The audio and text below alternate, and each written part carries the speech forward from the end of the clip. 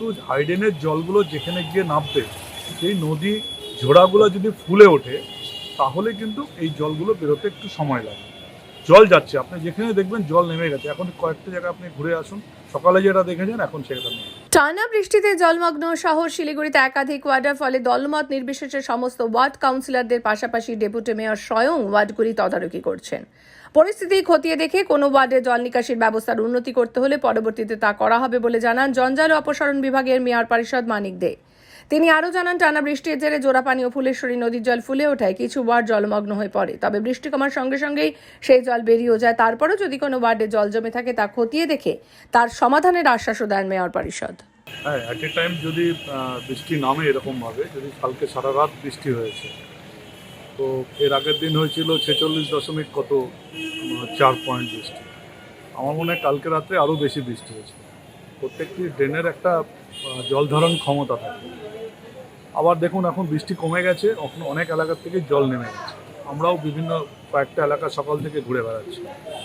এখন আমরা বৈকুণ্ঠপুর পল্লীর থেকে আসলাম, সেখানেও অনেকটা জল নেমে গেছে। তো জল নামবে। অ্যাকচুয়ালি নদী যখন ফুলে যায় তখন হাইডেনের জলগুলো ভেতরে ঢুকতে পারে না।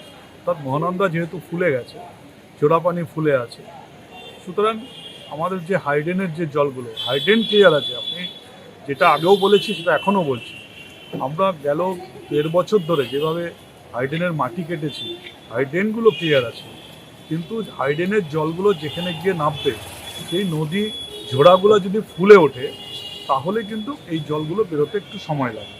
জল যাচ্ছে, আপনি যেখানে দেখবেন জল নেমে গেছে। এখন কয়েকটা জায়গা আপনি ঘুরে আসুন, সকালে যেটা দেখেছেন এখন সেটা নেই।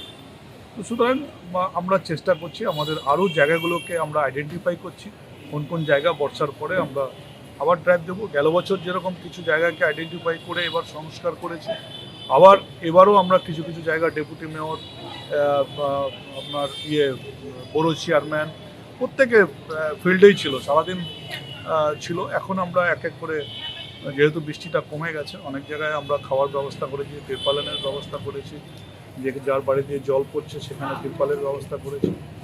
তো আমরা করেছি, কাউন্সিলররাও ফিল্ডে নেমে আছে, সে যেই দলেরই হোক, প্রত্যেক কাউন্সিলর রাস্তায় নেমেছে।